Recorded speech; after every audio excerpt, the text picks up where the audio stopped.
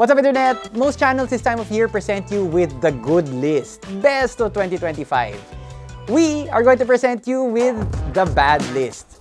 Our tally of computer parts that came back to us because they failed, broke, died. We're looking at our return data from 2025 so that based on real numbers, we can tell you things like what PC part is most likely to fail. Is Team Blue more problem-prone than Team Red? What brand should you avoid for motherboards, RAM, PSUs, GPUs, monitor, storage, lahat ng mga components? What fails more, AIOs or air coolers? So we're digging into the data to give you practical, useful insights. We are a full-service PC shop, a small one, yes, just one branch, but with a dedicated customer base, and we've been operating for more than 5 years. So, we've sold a lot of items, and these are the ones which came back this year. Some of these items you've already heard about through our weekly short, Kwentong RMA every Friday, and you can revisit those via our playlist. Ano ba yan? Inactivated pa rin Windows mo. Hindi. Simple lang yan. Punta ka dito sa cdkoffer.com. Tapos, gawa ka ng account. Hindi naman yan yung problem ko, Luke. Yung sa... Diba? Simple lang. Tapos niyan, hanapin mo yung Windows 11 key. Tapos, ayan, add to cart. Tapos, pinutin mo proceed to checkout. And then, meron ka makikita dito na promotion code. Ilagay mo dyan, HS20. Mas mura na yan kaysa sa official site. Starting with CPUs, we only had 4 come back this year, which overall is a low number. So, generally, CPUs don't fail. 3 of those which came back were Intel, one 12th gen and 2 14th gen. Considering Intel had that well-publicized problem with overvolting, which was causing many of the CPUs to fail, 3 actually is not a bad number. We only had one AMD CPU come back, a Ryzen 7 7700X. So yes, overall, I think it's safe to say that AMD CPUs fail less. Although in general, CPUs fail a lot less than other parts. Unlike, for example, motherboards, which fail a lot. This is a category where we had the most returns at 15, of which the large majority, 10 out of those 15, were from Gigabyte. And not just the regular Gigabyte brand, but of those 10, 4 were from the Aorus sub-brand, which is generally supposed to be of higher quality than the regular Gigabyte lines. Gigabyte has an abysmal score, 10 out of 15 returned motherboards. The Mobo on my personal computer is a Gigabyte, and I chose them because I thought matatag sila. But the numbers don't lie. The quality control of the GB Mobos has been way off. My motherboard hasn't been giving me any problems, but the same can't be said for the Gigabyte boards of our customers. MSI accounted for 4 returned boards, which is not bad. Motherboards undergo a lot of stress, so some returns are expected. And I think 4 out of the whole year is a decent number. I mean, even if you were to double MSI's count, it doesn't even total Gigabyte's tally. Finally, rounding out the list is ASRock with 1 return. To be honest, my impression of ASRock is that their quality is just a little off. That's why their price is also slightly less than comparable brands. But again, numbers don't lie, and just 1 return is pretty good. Even better than 1 return is no returns. And so I'd like to give kudos to ASUS. We did not have to process any RMA for their boards this year. Good job. So your motherboard is the most likely point of failure in your PC. You have failed me for the last time. But coming a close second is RAM. We had 14 returns this year, of which 11 were from G.Skill. That's disappointing, as G.Skill is perhaps the most well-known, visible RAM brand. Even noting that we sold a lot more G.Skill RAM than any other brand, so we would expect a higher return rate as they are a higher proportion of our sales, that still doesn't explain why 79% of our RAM returns were from G.Skill. Rounding out the RAM returns with just 1 each was Crucial, Corsair, and Kingston. I've always liked Crucial, too bad it's gone now, RIP. Corsair, I thought overpriced and finicky, but to be fair, just 1 return is pretty good. Kingston, I was also kind of on the fence, but again, the data doesn't lie. 1 is not bad. Kudos to Team Group, we did not process any RMA for their RAM this year. Good job. O yan, nasakot mo na yung Win11 Pro key. Tapos, Hindi naman nga yan i-activate yung... na natin. Hindi nga ito yung Ayan. problem. Punta ka dito sa activation settings. Ah. Yan.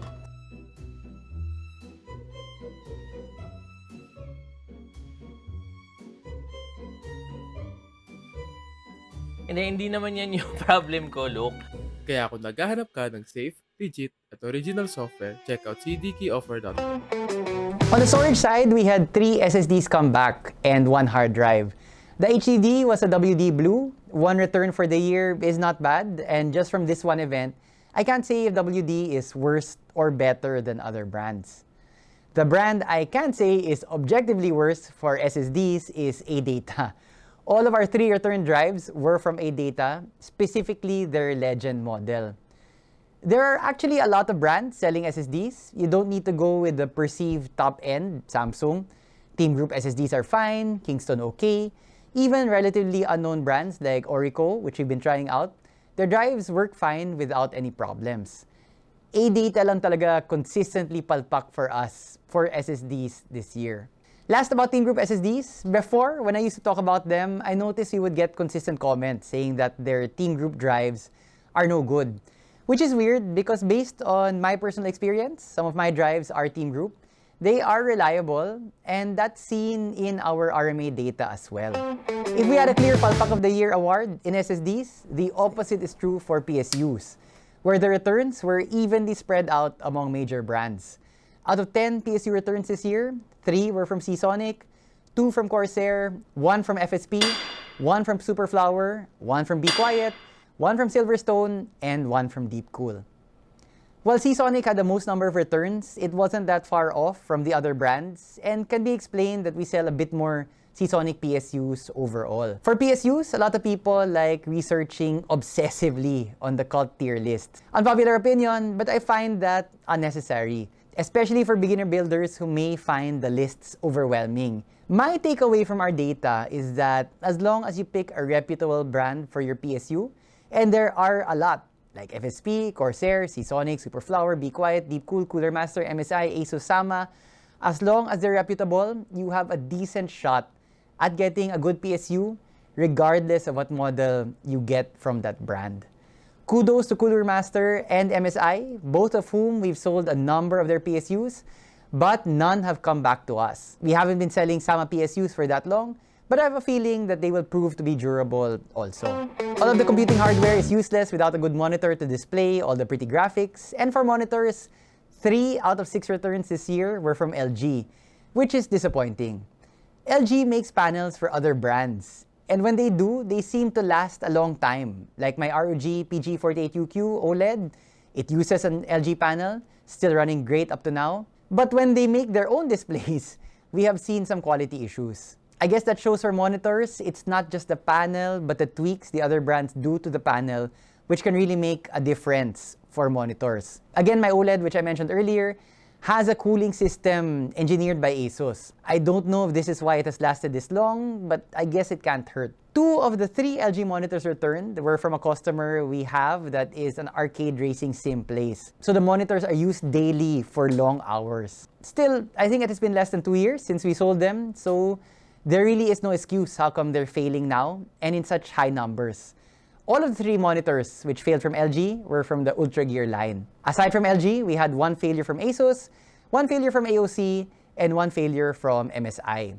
We have sold some Gigabyte and ViewSonic monitors and have 0 RMAs for them, so kudos to those brands. For coolers, we had 2 returns for AIOs and 1 return for an air cooler. Very low numbers for both categories, so we can't resolve with certainty the age-old debate on which is more reliable, AIOs or air coolers, but OGs know it's air coolers. For the AIOs, 1 return was from Deepcool and 1 return from Arctic. Both excellent brands, and I don't take those returns against them. Nothing is ever 100%. There will always be parts which break down, but at least for coolers, it's good to see that the failure rate of most brands is very small. The air cooler we got RMA'd was also from Deepcool, an Assassin 4 VC Vision. I've gone through most of the parts in a PC, but I've not talked about the one part which usually generates a lot of excitement, the GPU. That's because there isn't too much excitement from the GPU RMAs this year. We only had 3, 1 from MSI and 2 from Gigabyte. First on MSI, This one, the card wasn't even faulty. The customer complained about coil whine, and the supplier agreed to replace the card, even though technically, coil whine doesn't affect the performance of the card. For Gigabyte again, it seems to pop up a lot in this video. But in fairness to Gigabyte, one of the cards that broke was a 6750 XT. The specific model was out of stock already, so the supplier replaced it with a newer, faster model. Naka-free upgrade pa si customer just from his GPU breaking. 2 GPUs in a year is not too bad. I remember during the pandemic, there was an increase in returns of Gigabyte GPUs. Looks like they had some quality control issues, but fixed them now at least for their GPUs. Of course, there are a lot of other brands which had no RMAs at all with us. Asus, XFX, Palit, Colorful, Inno3D, MSI, Sapphire, Galax, all flawless with their RMAs for us this 2025. Generally, GPUs seem to have a low failure rate and are one of the least likely parts in your build to fail. So that was our naughty or bad list for 2025, the brands you might want to avoid in every product category.